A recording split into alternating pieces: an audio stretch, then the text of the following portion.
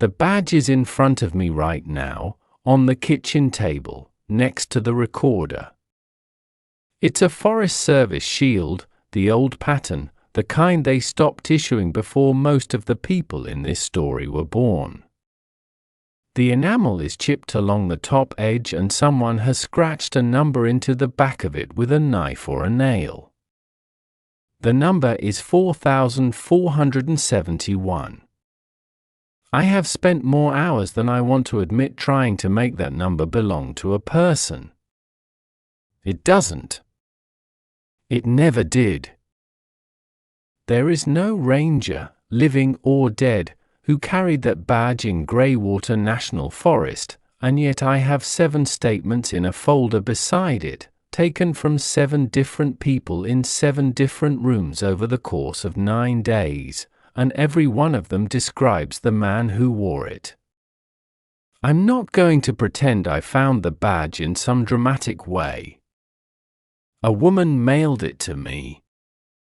She mailed it to my home, which means she went looking for my address, which means she remembered me long after I had done my best to forget her.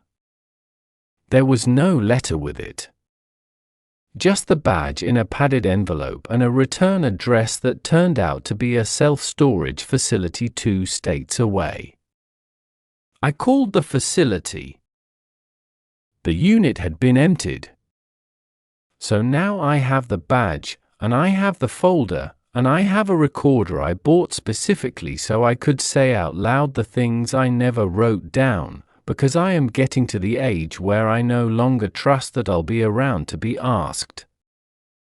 I was a search and rescue ranger for 31 years. Before that I sat in a fire lookout for 4 seasons, which is its own kind of education in how a forest can lie to you about distance and time. I have signed reports I believed and reports I didn't, and I have learned that the difference between those 2 things is mostly whether you can afford the truth. This is one I couldn't afford. I want to put it down carefully, in order, because the order is the only honest thing I have left, and even the order I'm not completely sure about anymore. It started with a phone call to the Greywater District Office on the evening of a Thursday in early October. I was the duty officer that week. The call came from a man named Paul Hendricks, who was the brother-in-law of one of the campers, and he was calling because a group of 7 people who were supposed to come out of the woods on Wednesday had not come out, had not called, and were not answering their phones, which up there means nothing because there's no signal across most of the unit. He was apologetic on the phone. People who later turn out to be right are almost always apologetic at first. He kept saying he was probably overreacting, that his sister-in-law was the careful one in the group and she'd never just not call, and the longer he talked the less he believed his own reassurances. I took down what he had. A party of 7. They'd gone in on Saturday, planned to come out Wednesday. For nights. They'd filed a backcountry permit, which I confirmed while he was still on the line, and the permit listed a campsite designation I'll come back to in a moment because it matters more than anything else in this whole account. The vehicle, a green Suburban with a roof box, was supposed to be at the Cutter Spur trailhead on the southeast side of the unit. He gave me the names. He gave me the names slowly, and twice, because he could tell I was writing them down, and I think on some level he understood that names written down by a ranger become something more permanent than names spoken at a kitchen table. Let me give you the 7, because you need to know them as people and not as a list, and because by the end the list is the only place some of them still exist in the right number. The trip planner was Diane Keller, 44 years old. She was the careful one Paul had mentioned. She'd organized the permit, the food, the route, the exit time, the emergency contact plan. She was the kind of person who laminates her maps and writes the declination on them in grease pencil. I never met Diane while she was whole. I want to be honest about that. Everything I know about who she was, I learned from people who were trying to explain why they trusted a stranger more than they trusted her. Her husband was Greg Keller, 46, a high school physics teacher, the kind of man who's competent in a way that surprises people because he doesn't advertise it. He'd done a lot of canoe country trips when he was younger. He was the one who, when things went wrong, tried to apply a system to them, and the system failed him in a way he could not forgive himself for, which I understood, because the same thing happened to me with the same forest.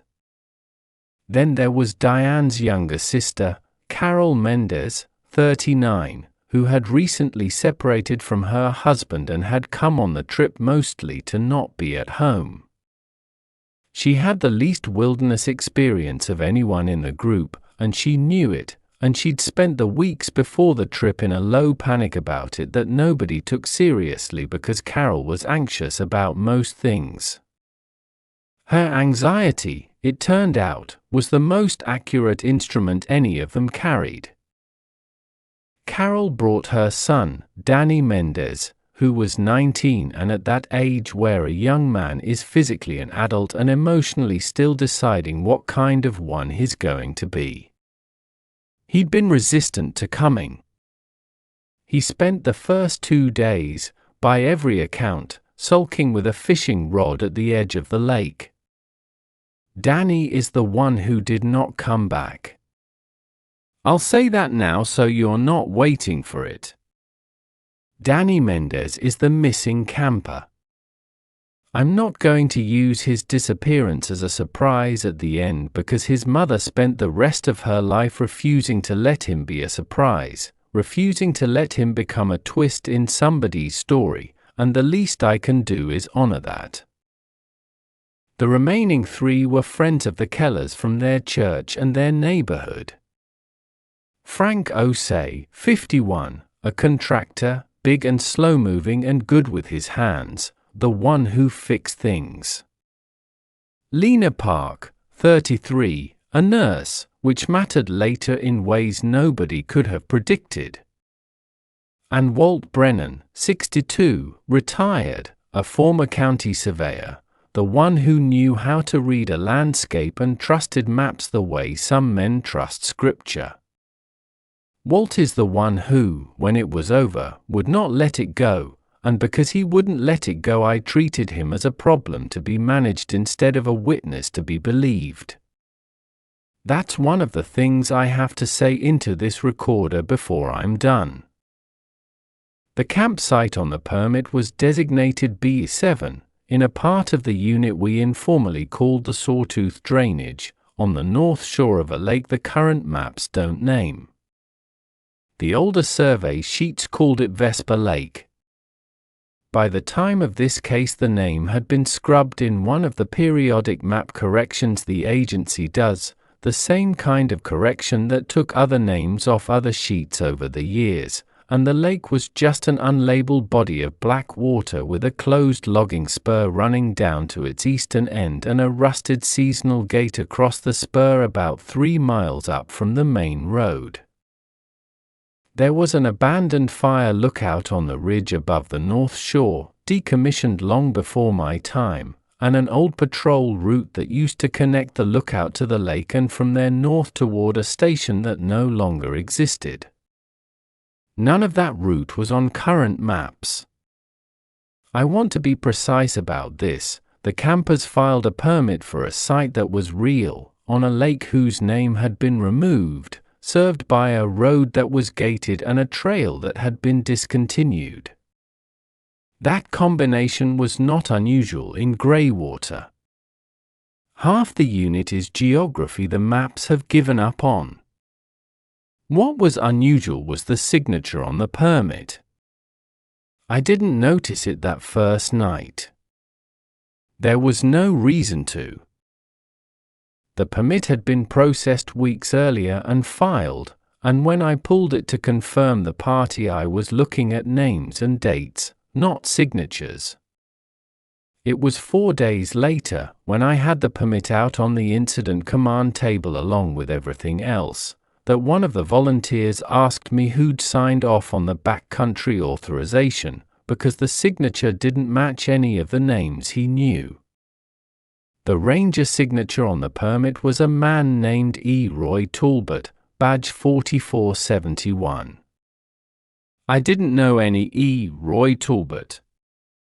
I'd been in that district for over 2 decades. I assumed it was someone from the regional office, or a seasonal I'd never crossed paths with, and I set it aside, and that was the first time I failed to ask a question I should have asked. There would be others. The night Paul Hendricks called, none of that was visible yet.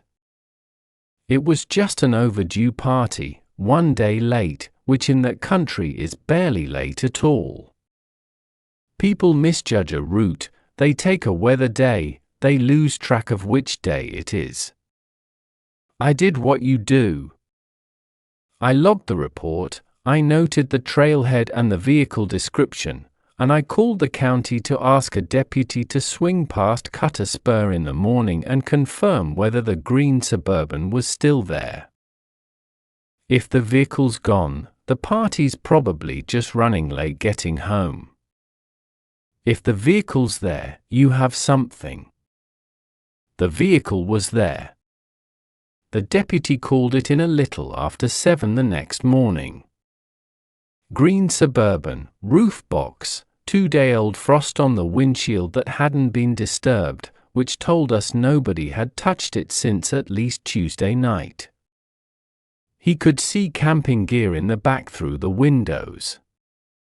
The trailhead register at Cutter Spur had the party signed in for Saturday with an intended exit of Wednesday, in handwriting I'd later learn was Diane Keller's, careful and small.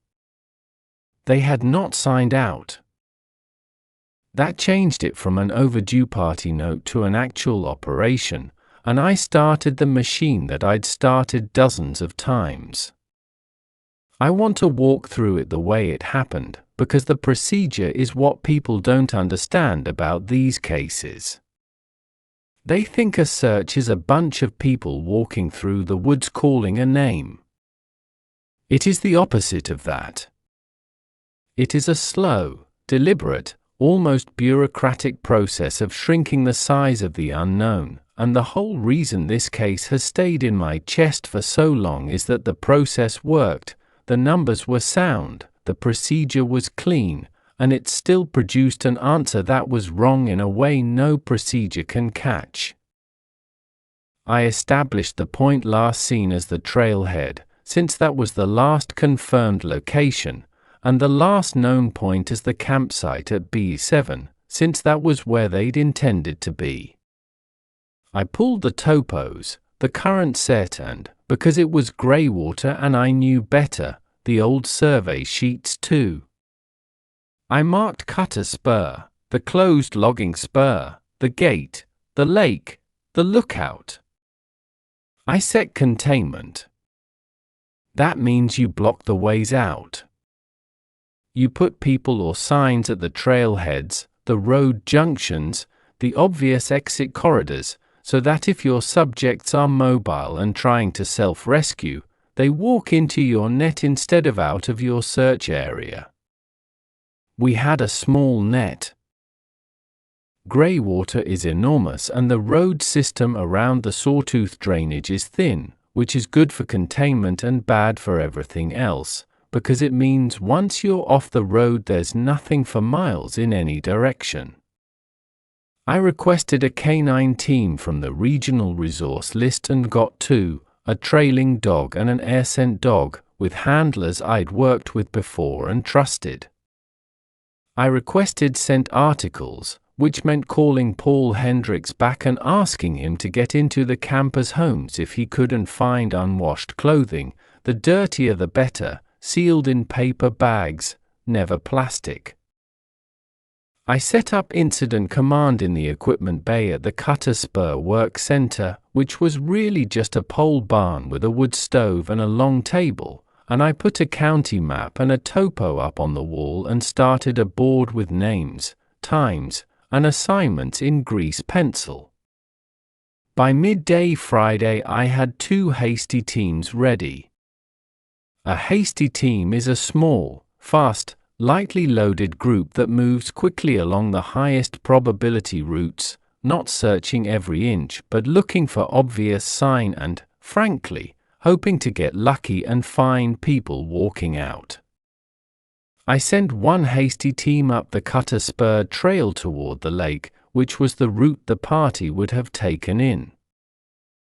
I sent the second up the closed logging spur to the gate, on the theory that an injured or disoriented party might try to follow a road instead of a trail, because roads feel safer to lost people even when they go the wrong direction. The first team reached the campsite at B7 a little after 3 in the afternoon, and the report that came back over the radio is the first moment in this whole account where the ordinary started to bend. The campsite was intact. That's the thing that stopped everyone. When people leave a camp in an emergency, you can read it. There's disorder, there's gear thrown around, there's the story of panic written in the layout. This was nothing like that. The team leader, a man named Sorensen, described it carefully because he was a careful man, and I had him repeat parts of it because I didn't like the shape of it. 3 tents standing, properly staked, rainfly taut. Sleeping bags inside, used, unzipped and pushed down the way you leave them when you get up in the morning meaning to come back. A bear hang done correctly, food bag suspended between 2 trees, untouched. A cold fire ring with ash and partly burned wood, long dead, no warmth to it. Wet clothes hanging on a line strung between 2 pines, stiff with frost. And boots. Or rather, the absence of most of the boots and the presence of some. Sorensen counted footwear and came up with mismatched numbers, a couple pairs of camp shoes left behind, 1 pair of hiking boots, the rest gone, as if some of the party had left in their boots and some had left in whatever they'd been sleeping in. There was no sign of a struggle. No blood, no torn fabric, no drag marks, no scattered gear. There were 2 things that didn't fit, and Sorensen flagged both because he was good at his job. The first was the number of cups. There was a stack of enamel camp mugs by the fire ring, the chipped blue kind everybody's grandfather had, and there were 8 of them, not 7, and one of the 8 was sitting apart from the others on a flat rock near the fire as if someone had set it down and meant to come back for it. 7 campers. 8 mugs. The 8th could have been a spare. People bring spares. But it was sitting apart, used, with a brown ring of dried coffee in the bottom, and the others were stacked. The second thing was the map. Diane Keller's map, laminated, with her declination note in grease pencil, was spread on a folded tarp inside the largest tent, weighted at the corners with stones, the way you'd lay a map out to plan. There was a route drawn on it in grease pencil. It went north from the campsite, away from Cutter Spur, away from the way they'd come in, up toward the old lookout and then down the far side toward the drainage that didn't have a name anymore on the current sheets. It was not the route on the permit. It was not a route any sane person would plan as an exit, because it led deeper into the unit, away from every road and every form of help. And the handwriting of the route, the small grease pencil annotations naming the turns did not match Diane Keller's handwriting on the rest of the map. It was a different hand. Blockier. Older, somehow, in the way that handwriting can be older, the way they taught penmanship before they stopped teaching it. One of the annotations named a trail junction Vesper Saddle. There is no Vesper Saddle on any current map. There is no Vesper anything on any current map. The name had been removed in the same correction that took the lake's name off. Whoever drew that route on Diane Keller's map was using a name that had not officially existed for a very long time. I had Sorensen photograph everything, log everything, touch as little as possible. We were now in a posture where the campsite was both a search clue and, potentially, a scene, and I didn't yet know which mattered more. He bagged the 8th mug. He left the map in place and photographed it from 4 angles and traced the route onto a working copy. And then, because the light was going and the temperature was dropping and there was a weather system coming in off the lakes to the north, I pulled the hasty teens back to the work center for the night, which is a decision you make 100 times in a career and which I have never stopped second-guessing in this one case, because somewhere out there in that dropping temperature were 7 people, and one of them was already past the point where any decision of mine could have reached him. That night the fog came in. Greywater fog is a specific thing. It comes up off the Black Lakes in the cold hours and it doesn't drift so much as accumulate, filling the low ground first, the drainages and the bogs, and then rising until the ridgelines are islands in it. It killed any chance of getting a helicopter up at first light, and it made the morning's ground search slower and more dangerous, and it is the reason I have always associated the early part of this case with the smell of wet wool and the sound of water dripping off pine needles in a grayness you can't see through. We worked Saturday hard. The fog burned off the ridges by mid-morning but held in the drainages most of the day. I brought in volunteers from the County SAR Association, briefed them in the pole barn with the wood stove going and coffee that nobody drank fast enough to keep warm. I divided the high probability area into segments and assigned grids. The canine teams worked the campsite first, taking scent off the bagged clothing, and the trailing dog gave us something almost immediately and then gave us something that didn't make sense. She took the scent and went north out of the camp, up the drawn route, toward the lookout, confident and working well for about 400 yards, and then at a particular point on the trail she stopped. She didn't lose the scent the way a dog loses a scent, casting around, working to recover it. She stopped and sat down and looked back at her handler and would not go forward. He encouraged her, rested her, brought her back to a known point and represented the scent, and she ran the same 400 yards and stopped at the same place and sat down. Her handler was a man I respected, not given to drama, and when I asked him what he made of it he said only that she was telling him the trail didn't continue, and that he'd seen her do that exactly once before, years earlier, at a lake on the other side of the unit where none of the dogs would work the water line. He didn't elaborate and I didn't ask. That was the second question I didn't ask. We searched all day and into the evening. Shoreline sweeps along the Black Lake, 2 teams working the bank in opposite directions looking for sign that someone had gone into or come out of the water, finding nothing, no tracks at the waterline at all, which is itself strange because people who are lost go to water. We worked the drainage below the camp. We probed the bog margins. We cut for sign along the closed logging spur. By the end of Saturday we had searched the highest probability areas thoroughly and turned up exactly nothing, not a footprint leading out, not a dropped piece of gear, not a scrap of clothing. 7 people had been at that campsite, had slept there, had hung their wet clothes and made their coffee, and had then walked off the edge of what we could read.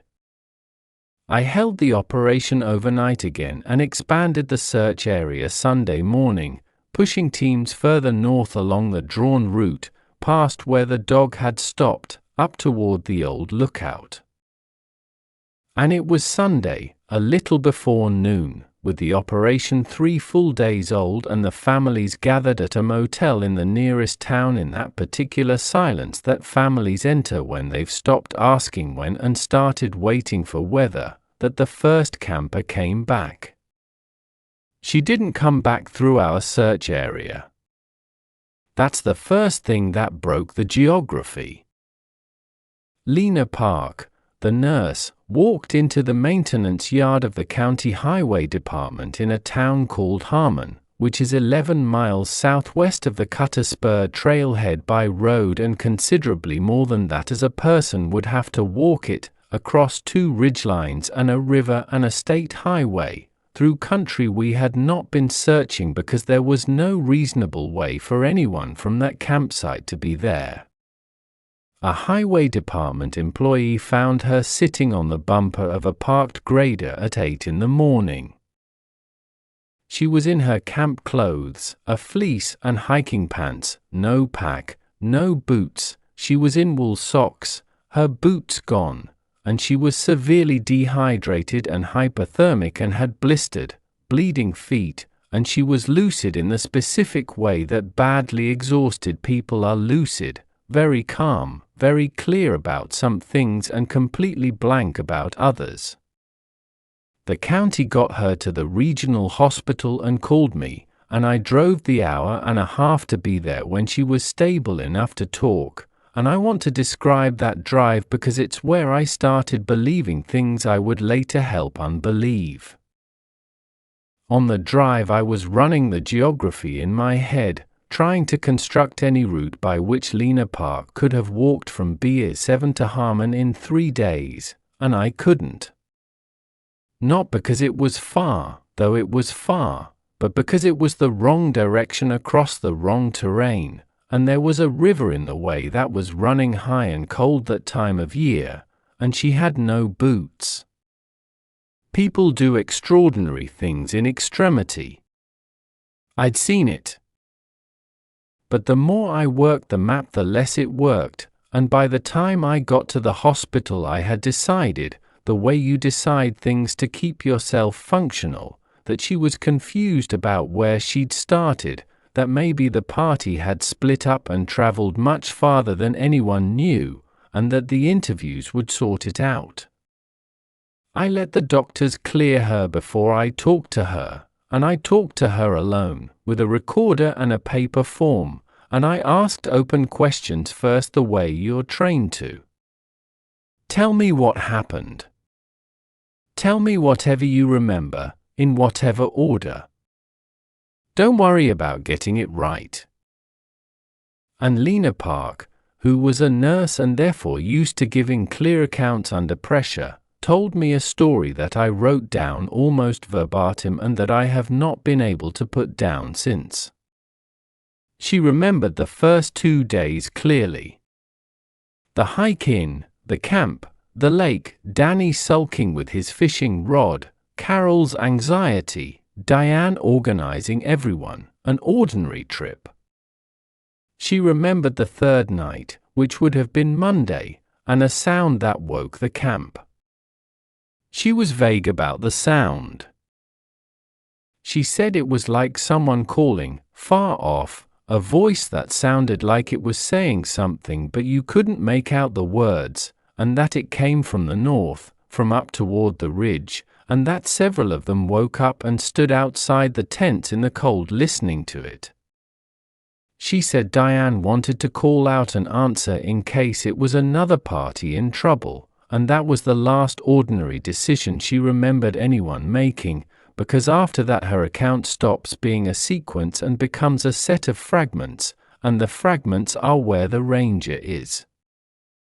She said a man came into the camp. She was very clear that he came into the camp, that he didn't appear, didn't loom out of the dark, just walked in the way a ranger walks into a camp, unhurried, with a flashlight, and identified himself. She said he was a park ranger, older, with a weathered face and grey showing under his hat, in a uniform that she described in detail because she'd noticed it was old-fashioned, a different green than the rangers she'd seen at the trailhead, with a shoulder patch that was damaged, torn or worn at one edge. She said he had a badge and she'd looked at it because she was the kind of person who looks at credentials, and the number was 4471, and she was certain of that number in a way she was certain of almost nothing else, and when I asked her how she could be sure of a 4-digit number she'd glimpsed in the dark days ago under extreme stress, she said because he'd said it out loud. He'd said, when he introduced himself, Talbot, 4471, the way a man gives his name and unit out of long habit. And she remembered the smell of him, wet wool and pine tar and something like old tobacco, and she remembered that his gloves were leather and worn pale at the knuckles, and she remembered that his voice was calm and practical and that the moment she heard it she felt safe, that they all felt safe, that the fear they'd been holding since the voice on the ridge just drained out of them because here was a ranger, here was someone whose whole job was to know where they were and how to get them out. And then she said the thing that I wrote down and underlined and later helped remove from the official account. She said he told them not to answer the voice. He told them that if anyone called to them from behind, from the direction of the ridge, they were not to answer it and not to turn toward it, and that they were to follow him and only him, and to follow him only when he was facing them. She said he counted them. He counted them and he said, "There should be 7 of you," and she remembered thinking that was strange, that of course there were 7, why would he say it like a question he already knew the answer to? And she said he led them out, in the dark, along a route she couldn't describe except that the water was on their left and then behind them, and that at some point the group came apart, that she was walking and the others were walking and then she was walking and the others weren't there, and she didn't remember when that happened or why nobody said anything about it. And then it was day and she was alone on a road and a man in an orange vest was asking her if she was all right.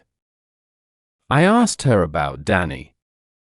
I asked carefully, because by then I knew there were 7 who went in and so far 1 who'd come out, and I needed to know what she knew.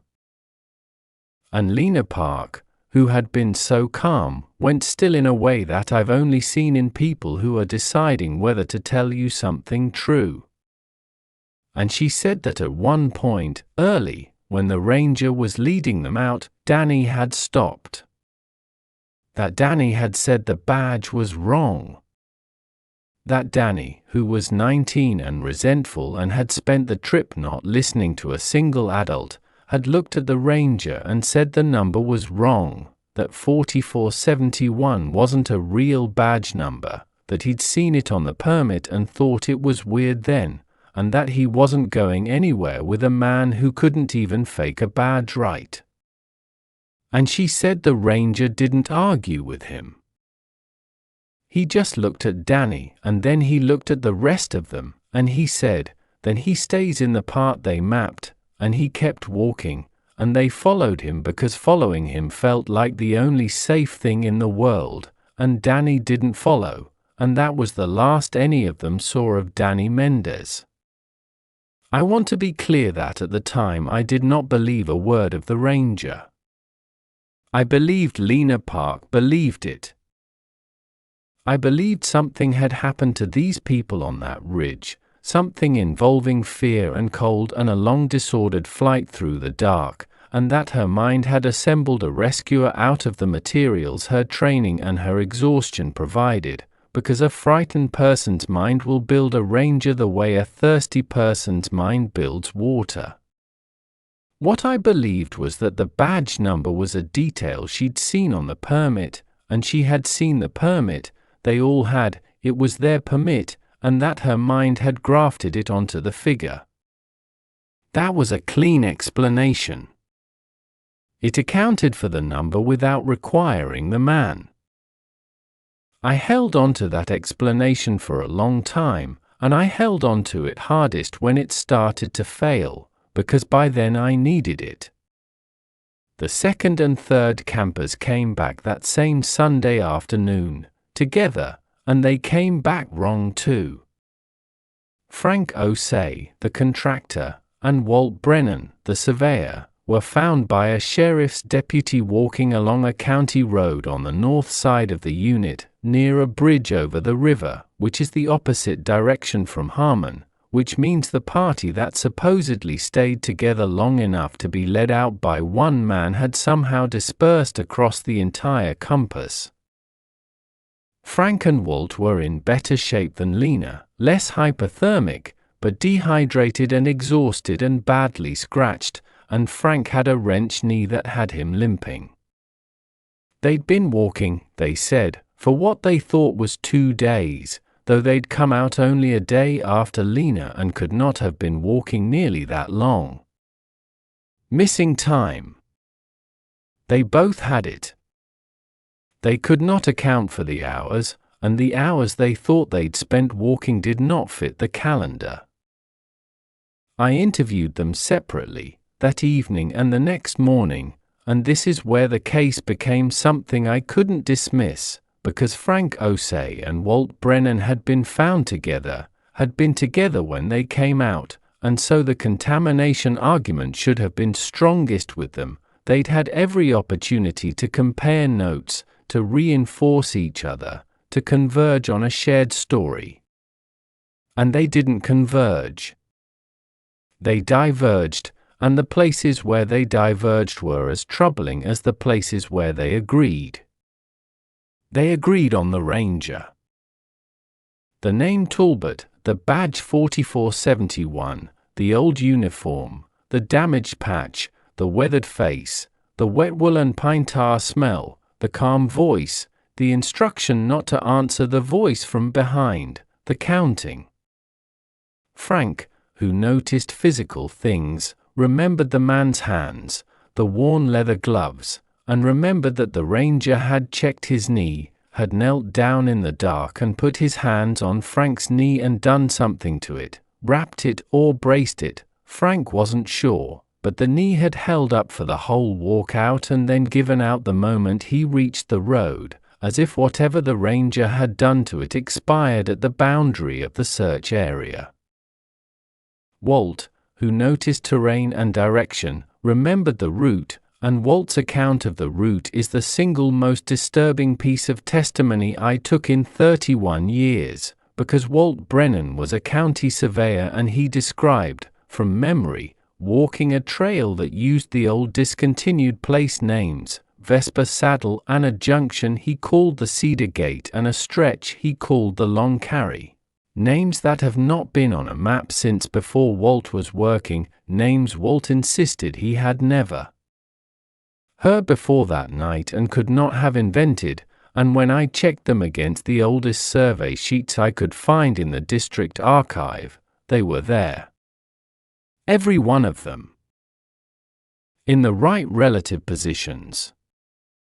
Walt Brennan had walked, in the dark, in a state of exhaustion, a route described by place names that were erased from the maps before he was old enough to read one, and he'd come out the far end of it 11 miles from where he started in a direction that made no sense, and he was certain, he was absolutely certain, that a ranger named Talbot had walked it with him. Where they diverged was the ranger himself. Frank remembered him as an old man, gray, 60s or older, slow-moving, the voice of an old man. Walt remembered him as middle-aged, dark-haired, moving easily, and got irritated with me when I suggested the man had been old, because Walt was old. Walt knew what old looked like, and this man had not been old. They had walked the same route with the same man on the same night, and one of them had been led out by an old man and one by a man in his prime.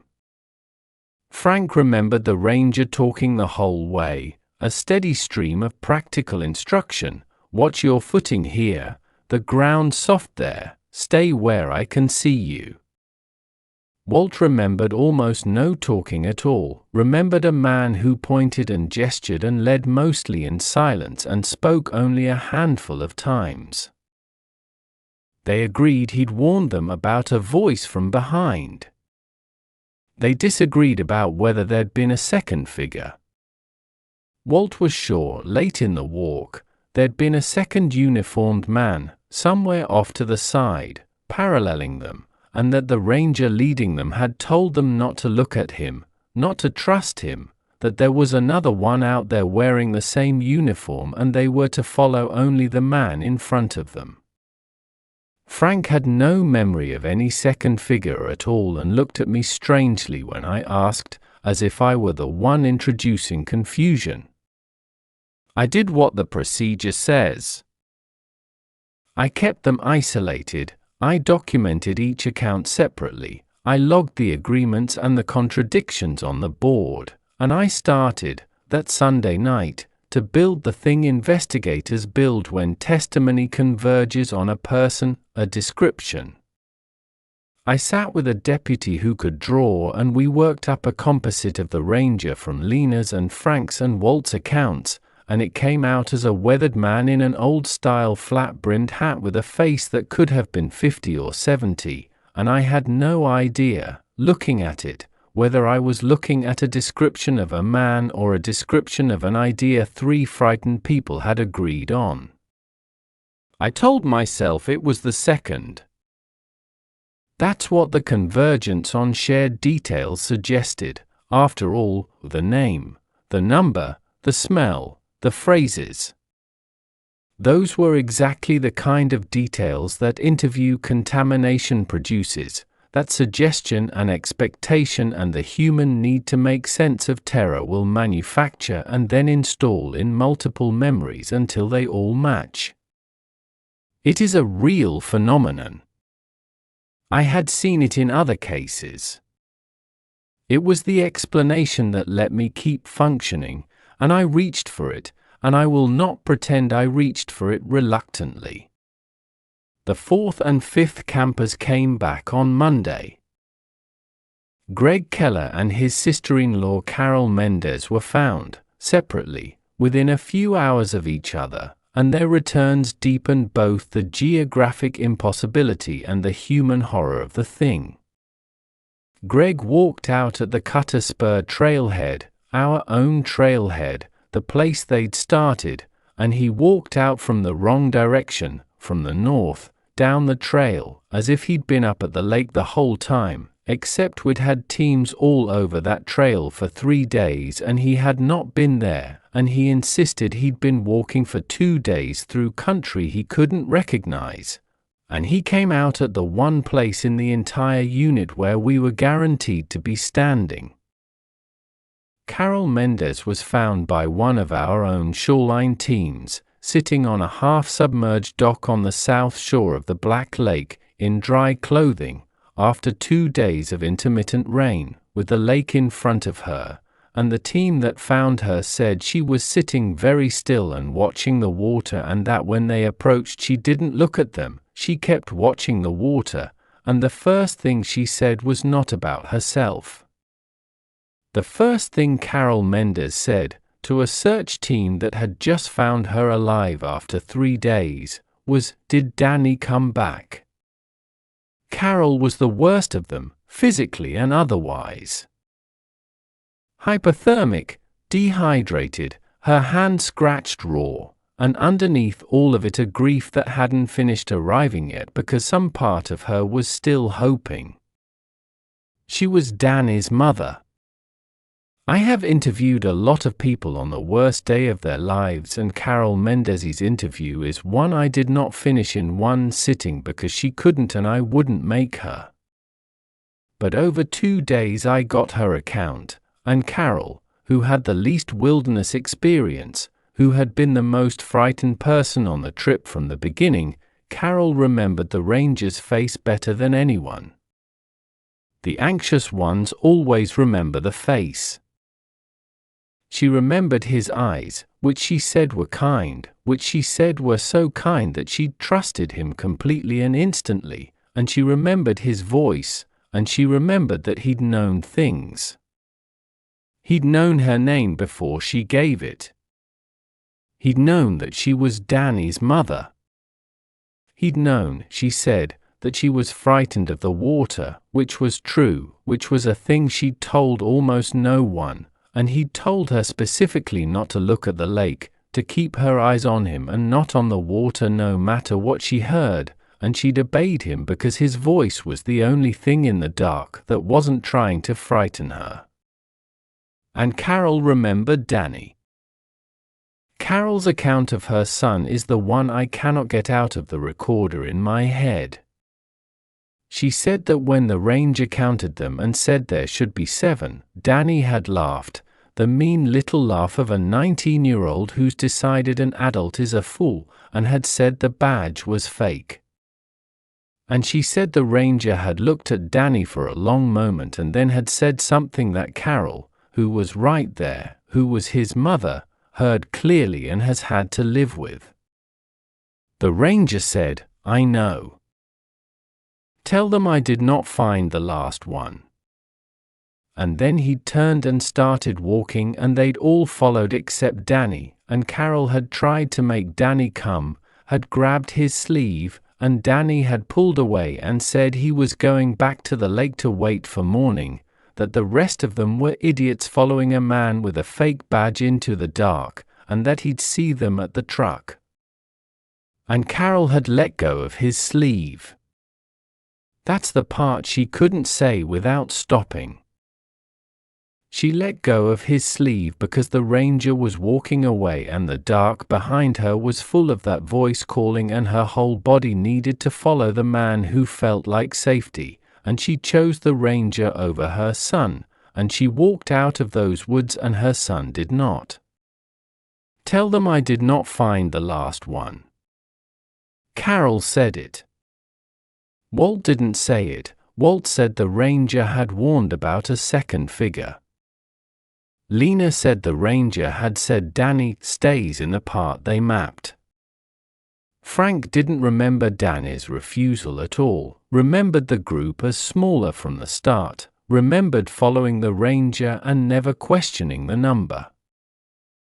3 accounts of the same moment and 3 different versions of what the ranger said about the boy who didn't come, and the only thing they shared was that the ranger had marked Danny as separate, as the one who would not be brought out, as the exception to a rescue. I had 5 of 7 by Monday night.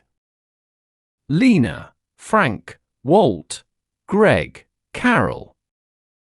I want to account for Greg's testimony because it's the one that introduced the detail I eventually removed, the detail that is the reason I'm talking into this machine. Greg Keller was a physics teacher and his mind worked in mechanisms, and when something doesn't have a mechanism, Greg's mind keeps grinding on it, and his account had the quality of a man trying to reverse engineer a miracle and being horrified by the gears he found. Greg remembered the ranger checking his watch repeatedly.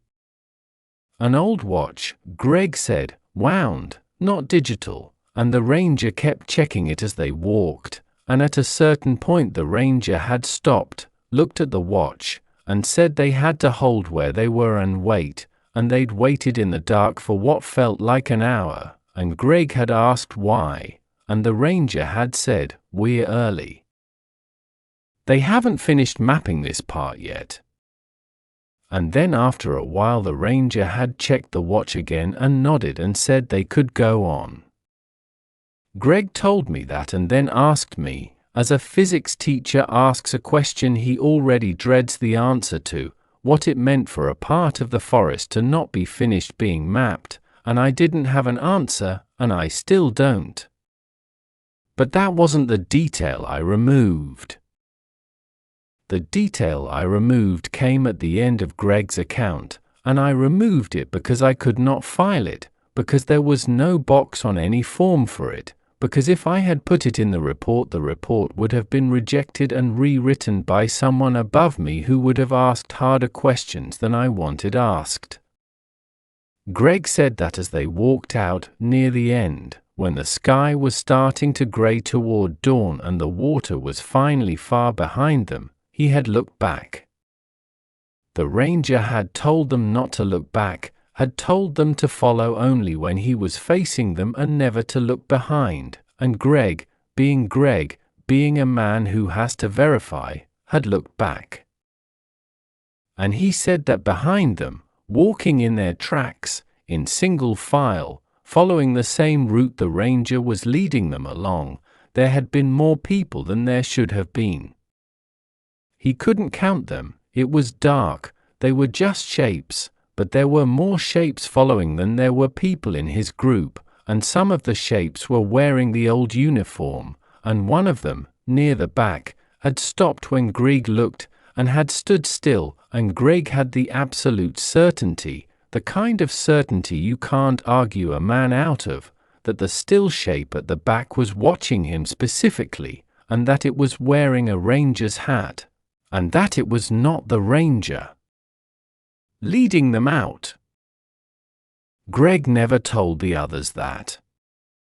He told me, once, in a hospital room, and then he asked me not to put it in the report, and I agreed, and I want to be honest that I agreed partly to protect him and partly to protect the report, because a report with a column of following figures in it is not a report anyone can sign.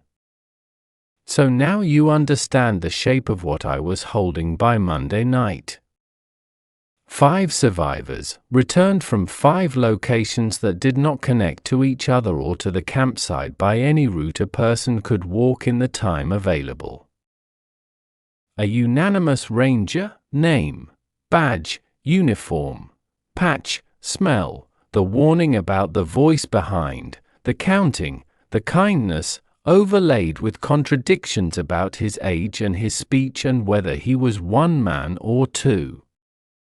A missing 19-year-old who, by every account, had refused the ranger, called the badge fake, and been deliberately left behind, with the ranger himself supposedly saying he had not found the last one. And a route through the dark named with words erased from the maps before any of these people were born. I had 2 more campers unaccounted for, Diane Keller, the trip planner, and her son, No. I have to correct myself. Diane and Greg were the couple. Danny was Carol's son. I had Diane Keller still missing, and Danny Mendez still missing. 5 back, 2 out. And of the 2 still out, one was the careful woman who had organized the whole trip and one was the boy who'd been left. Diane Keller came back on Tuesday. I'll get to how, because how she came back is the hinge of the whole case. But I want to deal first with the badge investigation, because I ran it in parallel and it shaped everything I believed by the time Diane walked out of the woods. The badge number was the thread I pulled because it was the most checkable thing I had. A name can be misremembered. A face is subjective.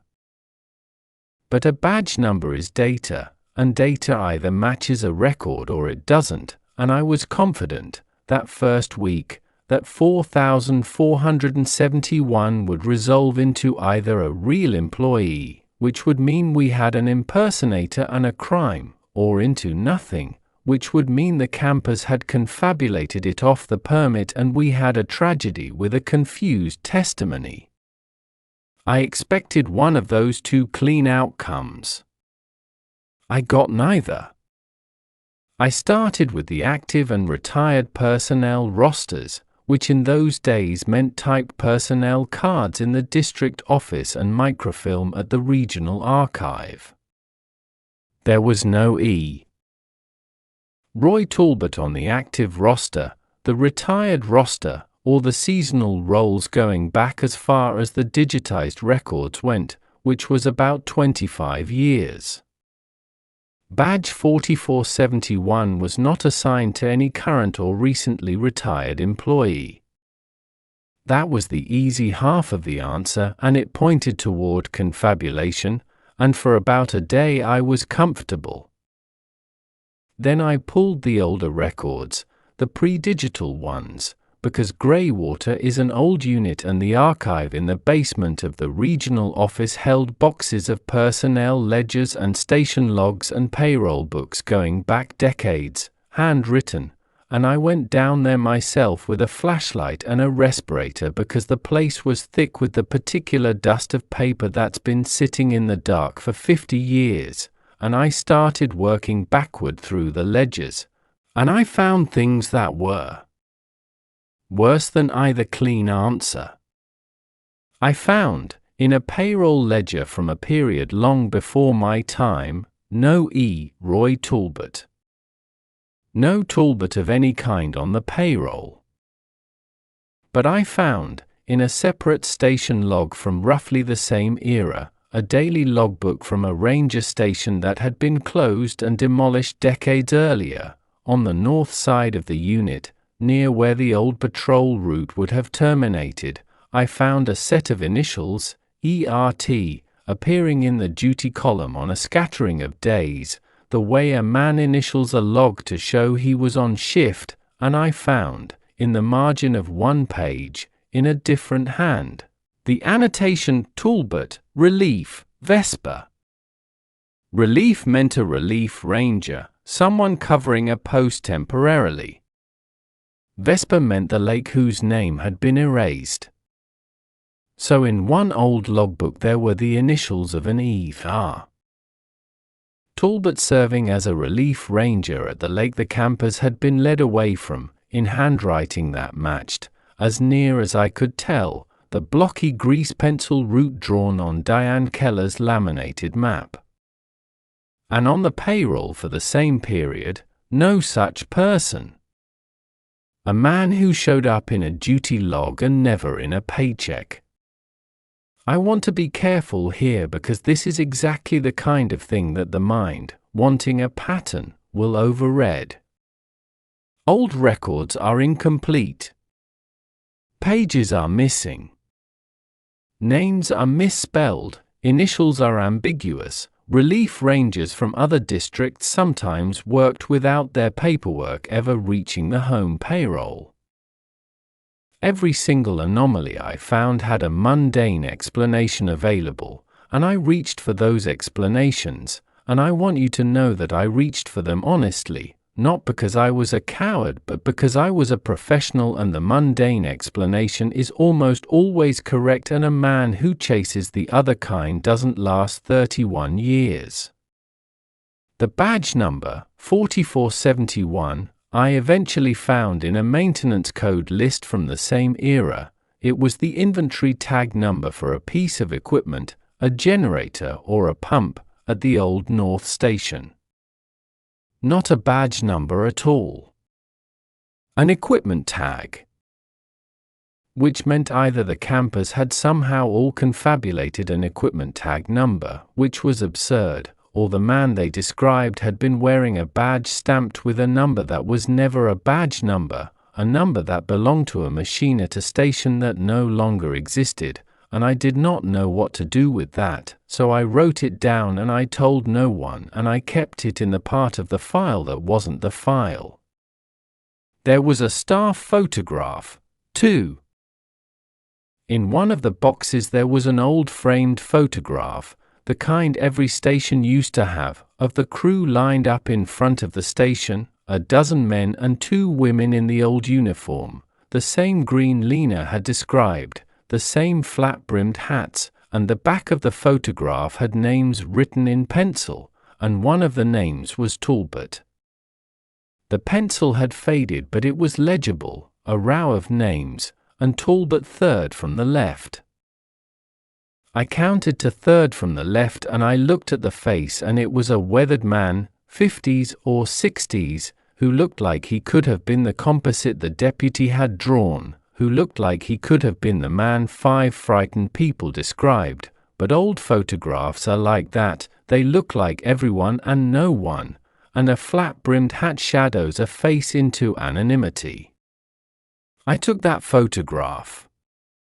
I logged it into evidence and I made a copy of it on the office machine, and the copy is the reason I stopped sleeping properly for a while, because in the copy, the man third from the left was not there.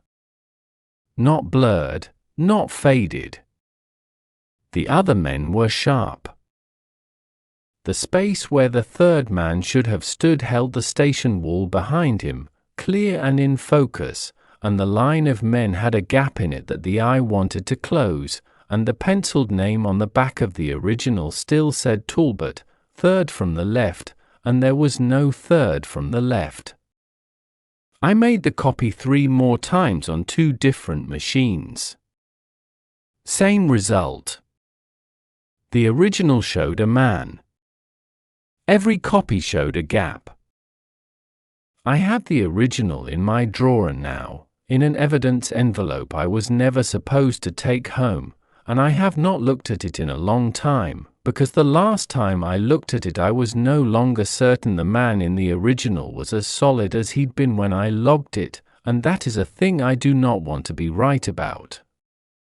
Diane Keller came back on Tuesday, the 4th full day of the operation, and she came back at the old fire lookout on the ridge above the lake, which is to say she came back almost exactly where the drawn route on her own map had pointed, at the high point of the discontinued trail, and she came back in a condition that none of the others had.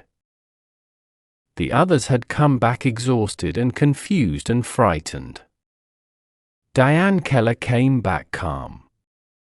A team working the upper segment of the search area, pushing past where the dog had refused, reached the old lookout a little after noon and found Diane sitting on the steps of the collapsed cab, in her camp clothes, dry, composed, with her boots on. She was the only one who came back with her boots, and she looked at the team and said, before they could say anything, "You're late. He told me you'd be along, but you're late." She was less dehydrated than the others, less hypothermic, in better physical shape after 4 days than people who'd been out 1 or 2.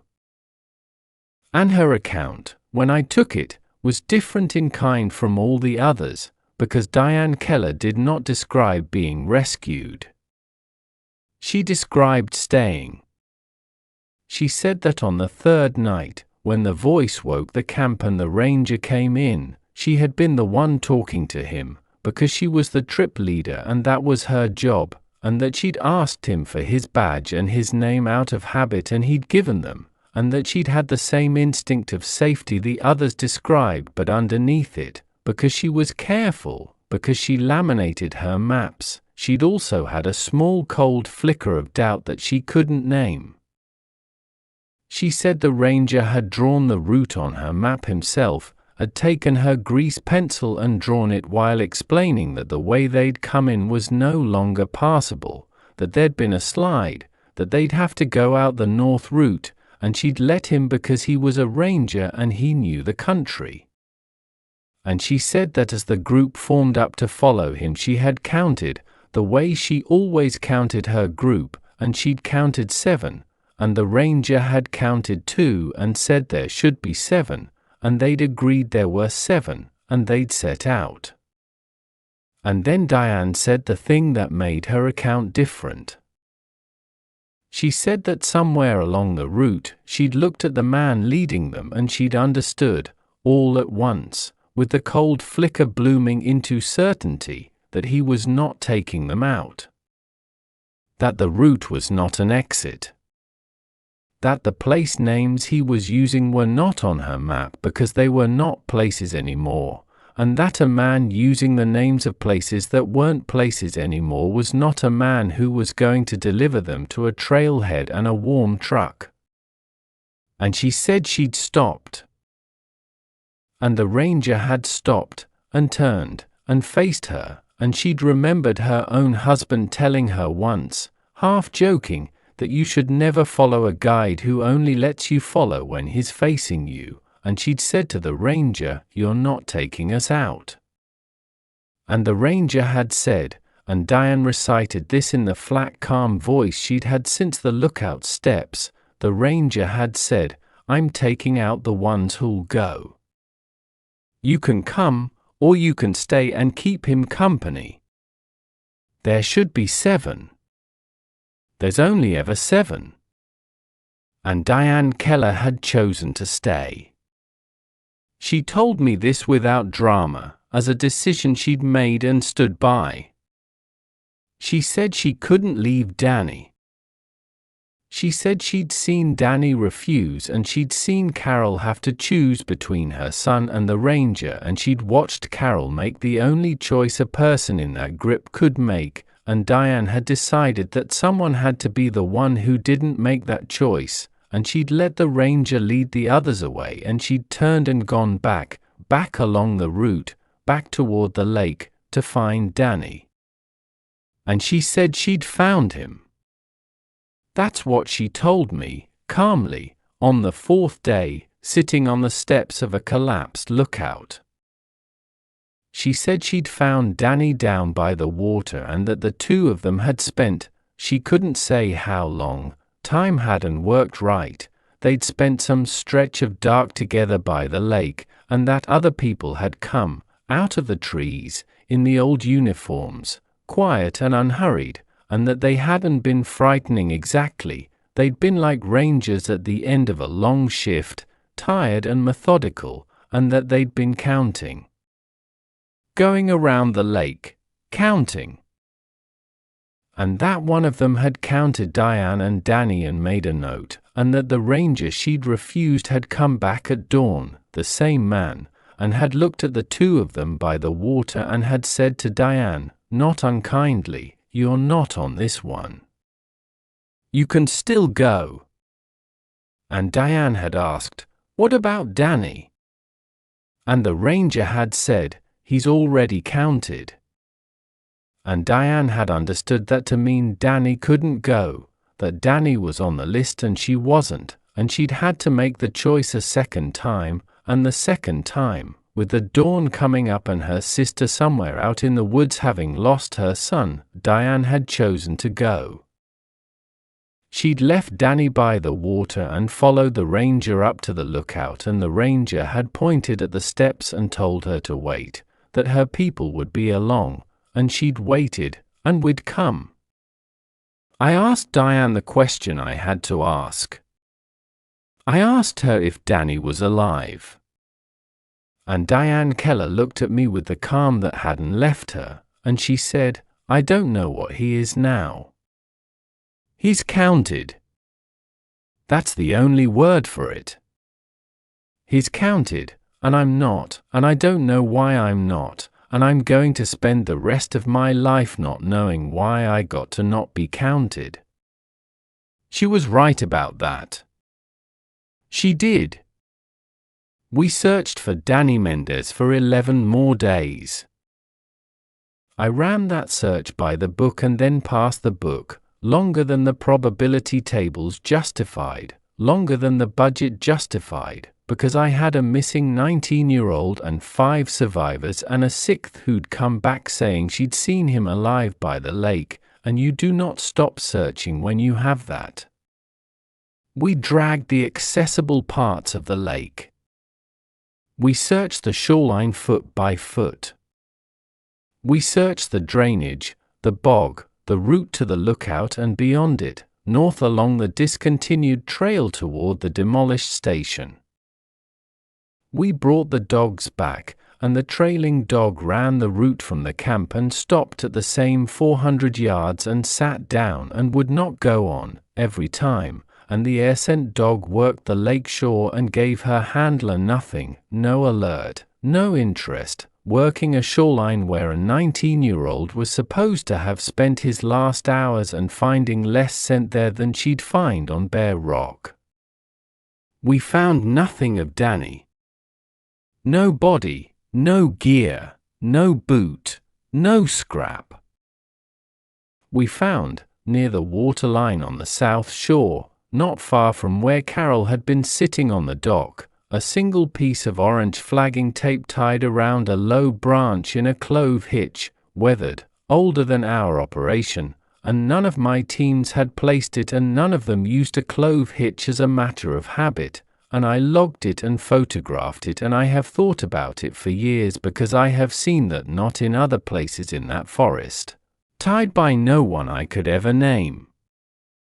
Danny Mendez was never found.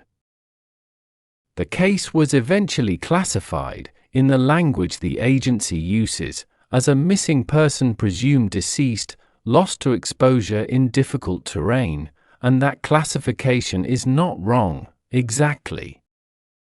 It's just not what happened. It's the shape of what happened pressed flat enough to fit in a drawer. Here is the part one have to say carefully, because it's the part that's mine. When the operation wound down and the survivors went home and the families started the long work of grief, I had to write the report. And I had 6 survivor statements that agreed, in detail 2 specific and 2 distributed to be coincidence, on a ranger named E. Roy Talbot, badge 4471, in a discontinued uniform, who'd led most of them out of the woods along a route named with erased place names and who'd left one of them deliberately behind. I had a badge number that was an equipment tag from a demolished station. I had initials in an old log and a name on the back of a photograph whose face wouldn't copy. I had a route the dogs wouldn't run and a knot no one would claim. And I had a supervisor, a good man, a tired man named Hollis who'd been doing this longer than I had, who read my draft and called me into his office and closed the door. Hollis didn't tell me to lie. I want to be fair to him. He told me what was true, which was that I could not file a report whose central figure was an employee who had never existed wearing a badge that was a generator's inventory tag, that the regional office would bounce it, that it would trigger a review that would help no one and would end with the report being rewritten by someone who'd never been in those woods, and that the only version of events I could responsibly put my name to was the version supported by documentable fact. And the documentable facts were these: 7 campers entered the unit, a sudden onset of fear or a real environmental trigger caused them to leave their campsite at night. They became separated and traveled great distances in a state of exposure-induced confusion. 6 were recovered alive with consistent symptoms of dehydration, hypothermia, and trauma-induced memory disturbance, and 1 was lost. The consistency of their accounts, Hollis said, was the most easily explained part of the whole thing, because the survivors had been together at the campsite, had shared the same triggering experience, had seen the same permit with the same unfamiliar signature, and had then, in hospitals and motels, despite our best efforts at isolation, inevitably begun to compare and reinforce their memories until they converged. Shared trauma. Interview contamination. Expectation-based recall. A frightened group builds a single story and then each member remembers the group's story as their own. It's documented. It's real. It happens.